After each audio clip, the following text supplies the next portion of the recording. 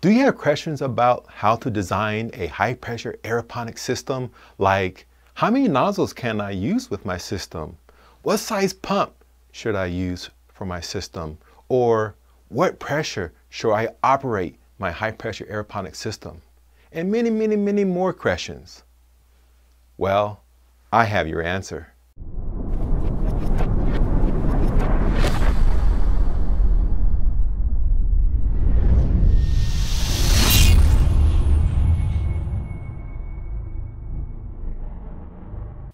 Hi, I'm Lee Massey, the High-Tech Gardener.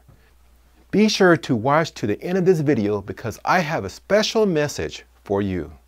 You send me many questions about high-pressure aeroponics, asking things like, how many nozzles should I use? What size pump do you recommend? How do I start with my design? I don't know where to start. Well, first, I don't want you to worry about all of these questions. They will be answered. The best way to approach designing a high-pressure aeroponic system is to break it down into its systems. There are three systems when it comes to designing a high-pressure aeroponic system. We have the first one, which is the misting system. The second one is the delivery system. And last is the charging system. So if we take these step by step, you will find it easier to design your high-pressure aeroponic system. Now let's talk about each system and know what their inputs are and what the outputs are of those systems. The misting system includes two prime components. One is your nozzles, and second is the cycling interval that you plan to use. Now when it comes into choosing your nozzles, each nozzle has its specified flow rate, which is very critical. So in the misting system, you have to know first the flow rate of your nozzles, and second, how many nozzles are you running at the same time. So that's what we need to know when it comes to our nozzles. Now when it comes to the cycle interval that you'll be using for your misting, that's another crucial component when it comes to your misting system. So what do I mean by the cycle interval? Well, as you know, with high-pressure aeroponic system, you do not run the system continuously where the misting is misting at all time in your root chamber. It has to be done at a certain interval. So you have the on time, which is when the plants are normally, you would like to see 5 seconds of misting and 1 to 5 minutes of no misting. So that is normally what the interval might be. So it might be 5 seconds of misting and 1 minute of no misting. It could mean 5 seconds of misting and 5 minutes of no misting. Now, those are just normal misting intervals. You could change it. You could have maybe only 1 second of misting. You could have only 2 seconds of misting. Or you could have only 3 minutes of no misting, maybe 5 minutes of no misting, maybe 10 to 15 minutes of no misting. It all depends on what you're trying to grow. So remember, these are just guidelines, but you would need to know, when it comes to the misting system, you need to know how many nozzles you're running, what the flow rate of those nozzles are, as well as the misting interval. Now, what can we learn from just those two main components? So first, let's talk about the accumulative flow rate from knowing from those two things. So from those two things, we can determine how much nutrient that our system will need within a given hour or within a given day, or how much nutrient will be used in a given hour or a given day.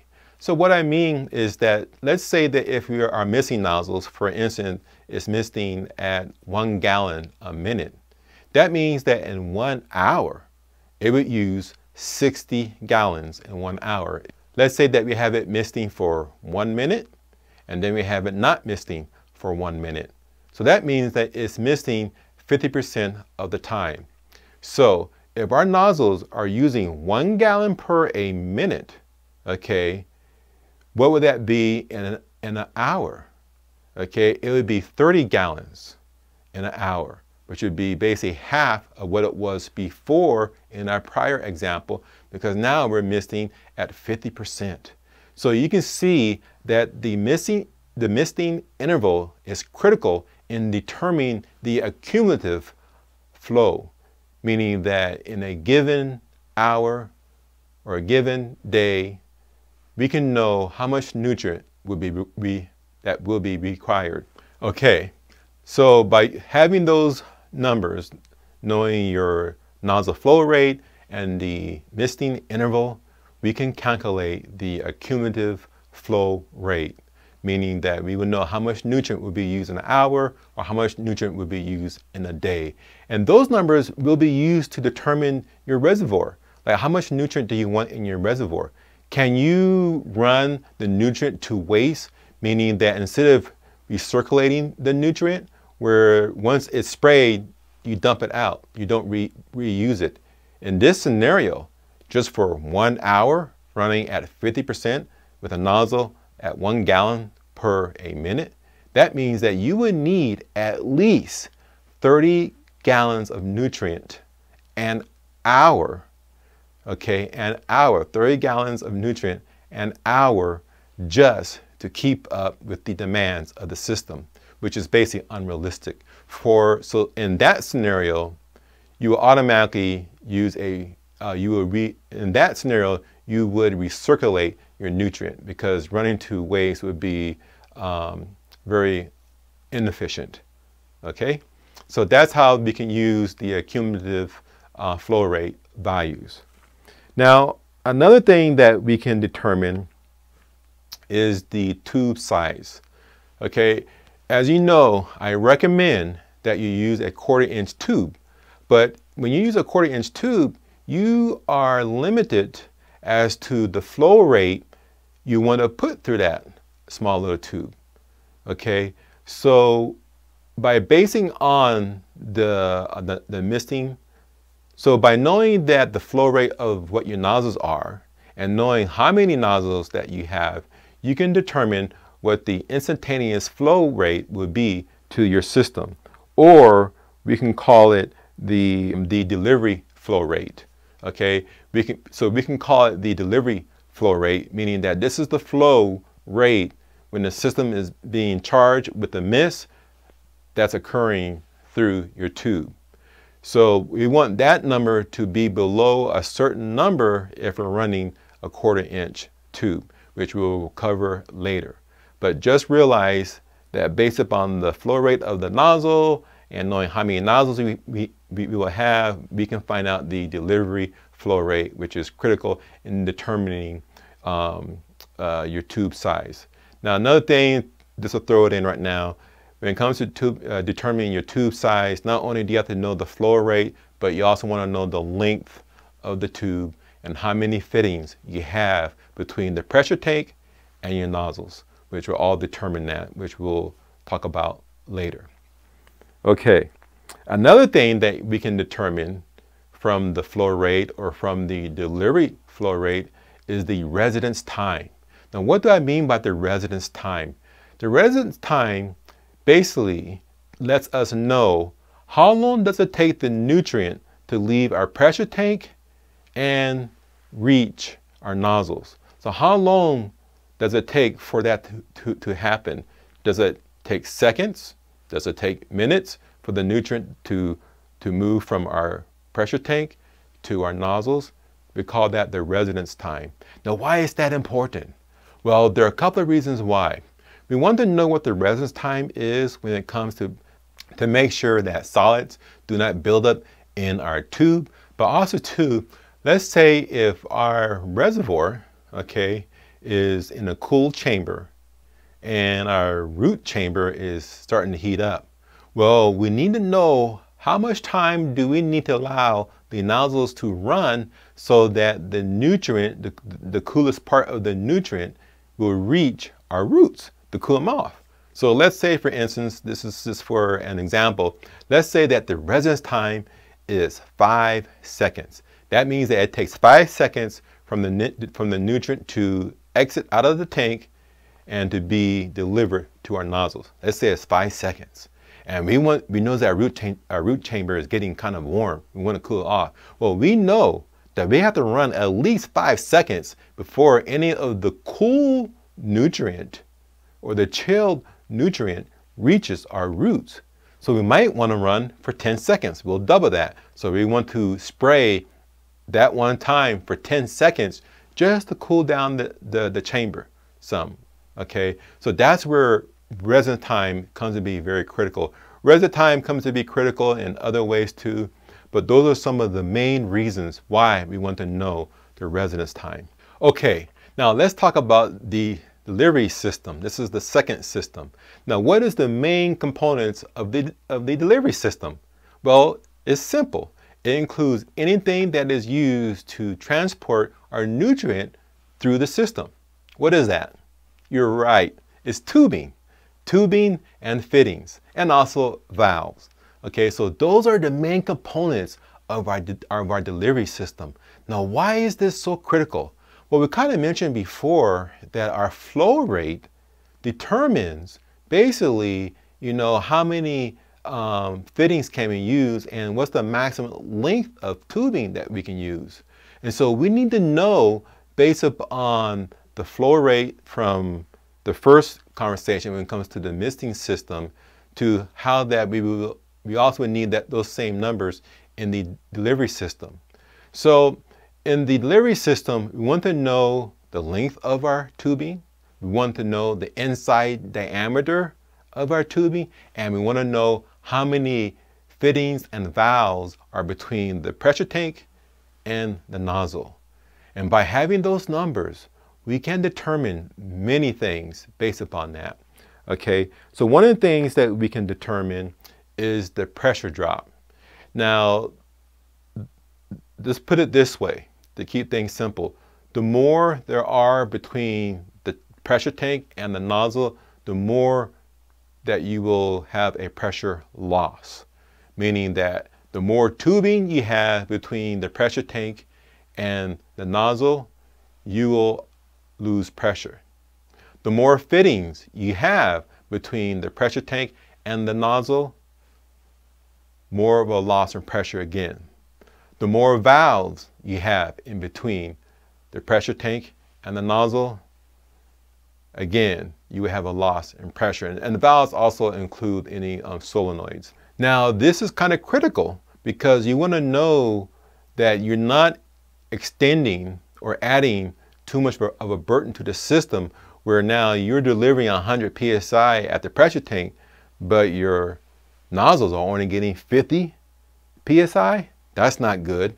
So we have to know so that we can design our system to be able to function correctly. Another input to our system that we need to keep in mind is the height. Okay, so if our tubing is at one level, okay, basically the height has no influence on basically the pressure. Okay, at that point it's all friction based. But let's say that if we're trying to pump the nutrient up here and trying to deliver it to a root chamber that's up here, now we have a height difference. That height difference can actually cause a loss in pressure too. So in our delivery system, we have to also know the height. Now what's interesting, let's say it's reversed. Let's say our nutrient is up high and our root chamber is below. Well, since that the height is actually, we can say that this is a negative height when it compares to our nozzle, this will actually increase the pressure to your nozzles. Isn't that interesting? Okay, so the height is also critical when it comes to our delivery system. So let me wrap this up. When it comes to the inputs to the delivery system, we need to know the length of the tubing that we are using. We need to know the inside diameter of the tubing that we are using. We need to know the height difference between the pressure tank and the nozzle delivery so that we can compensate for that when it comes to our tubing. So any tubing that's running up above, we have to know what is that height difference. And lastly, we need to know how many fittings there are in between the pressure tank and the nozzle.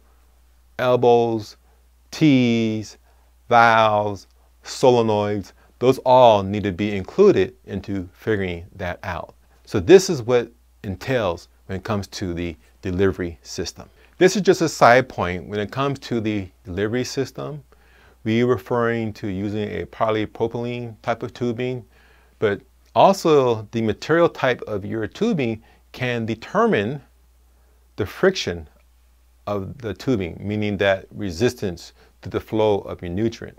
Okay, so that's another thing when it comes to material type.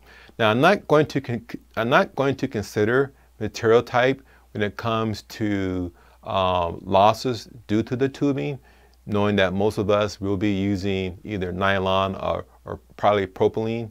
And so we will just say for now that, that we're all using the same tubing material.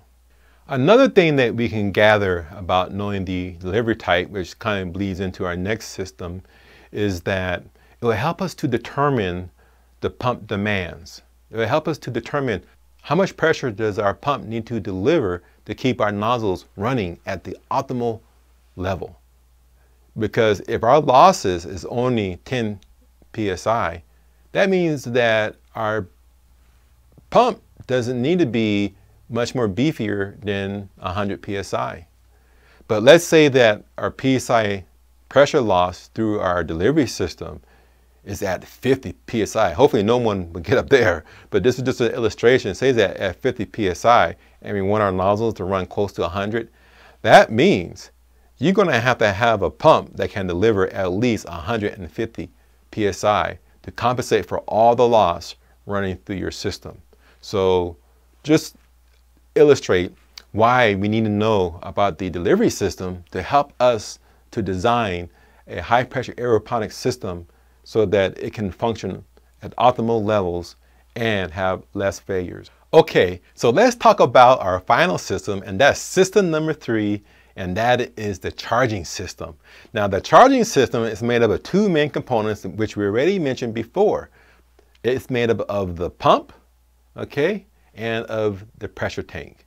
So these are the 2 things that determine the charging system. Now, when we mean the charging system, it's the components that adds life, that adds pressure to our system so that the system is being energized with our nutrient. So this is what we call the charging system. We need to know what the other 2 systems are. We need to know the misting system, and we need to know about the delivery system. And based upon that, we can say, okay, our pump needs to deliver this amount of pressure. A pump needs to be able to keep this flow rate. And so based upon those numbers, we can determine the pump that we would need. Now, another thing too that is nice to have when it comes to your pump, you also want to know the power requirement for your pump. And what I mean is that it can be either in watts or it can be in amps. Okay, and why do we want to know that? Well, we want to know that because maybe you want to design your system to run off of backup power, or maybe you want it to run off of solar power, or whatever. So based on the demands of your pump, you can determine the appropriate size of a backup power you will need. So this is another reason why we want to know about the misting system and the delivery system so that we can determine the appropriate power that our motor will use within a given hour or within a given day. So another thing that we can figure out when it comes to our charging system and knowing the misting as well as delivery system is the duty rate. And what do I mean? Okay, so we want to know about the runtime duty rate of our pump. So if we know how much our pump can deliver when it comes to the flow rate, we can determine how long the pump will run in a given hour. Will the pump run for 5 minutes? Will it run for 10 minutes? Will it run for 30 minutes before it turns off? We can determine that based upon the demands of the pump. Now, the reason why this is kind of critical is that when you buy a pump, some pumps will tell you it was not designed to run continuously. It needs breaks. It says that, hey man, I need a break here. You're running me too long. I'm overheating and I'm going to fail on you. So we want to make sure that we choose a pump that will have enough rest periods in between each run so that we don't exceed the manufacturer's guidelines. And that way your pump will last longer and you will suffer less problems. So this is another reason why we need to know the missing system as well as the delivery system to determine the pump size that we want for our high pressure aeroponic system. Do you really need to know all the details to design a high pressure aeroponic system? No. It's like driving a car. A lot of people who are driving a car, they have no idea how many cylinders their engine has. They have no idea how a transmission works. They have no idea what a differential is, but they can still drive a car. Same thing with you. If you have the right tools, you can learn how to design your own high pressure aeroponic system by just inputting certain parameters, and it will generate a report for you. So again, you don't need to know every detail about high pressure aeroponics. Maybe some of the things that I mentioned probably went over your head. That's okay. That's okay, because it's not critical. Don't allow it to prevent you from growing with aeroponics. Okay? Don't allow it to prevent you from growing or using aeroponics. Stick with this channel and eventually you will know how to grow with high pressure aeroponics. I said that I have a special message for you. That message is that I am working on a tool, okay, that will address all of these systems for you. You input simple parameters that you can get from the manufacturer, you can get from what you're trying to design. You input those parameters, and then this special tool will generate a report. It would tell you, you need a pump of such and such size. You can only use these many nozzles on your system. Your tubing should be no longer than such and such feet. You shouldn't use no more than this number of fittings, and on and on and on. This tool I am naming the Aeroponics Calculator, which is the first of its kind. There is no one or nowhere that had built such a calculator for aeroponics. It can be also used for low pressure aeroponics, but my philosophy is if you're going to go low pressure, you might as well step it up to high pressure. The benefits outweigh any type of cost. Okay. So as I mentioned, I'm calling this the Aeroponics Calculator. This calculator at the end will give you a report when it comes to guidelines, specification, and any limits that your system would have. So it's going to make it easy for you to determine how many nozzles should you use. It's going to be easy for you. It's going to make it easy for you to determine what pump to use. It's going to make it easy for you to determine your reservoir demands. Are you going to be using 5 gallons a day? Are you going to be using 5 gallons a week? This tool will help you to determine that. So I hope that you're happy about the tool. I'm not quite ready to release the tool. This tool is still in development and is being written by me. Let me give you a sneak preview of this tool. This video is getting too long, so please watch for part 2. When ready, the link for part 2 will be in the description below. If you think this tool, the Aeroponics Calculator, is a good idea, please comment below and say, yes, I want this calculator. Please be patient, but when the calculator is ready, I will release a new video. And in that video, I will explain how to use that calculator and how you can get access to that calculator. I want you to grow with high pressure aeroponics system so that you grow like nobody else. So be sure to subscribe to this channel and we will take your garden into the future. Subscribe right here now on Aeroponics DIY and let us take you where no gardener has gone before.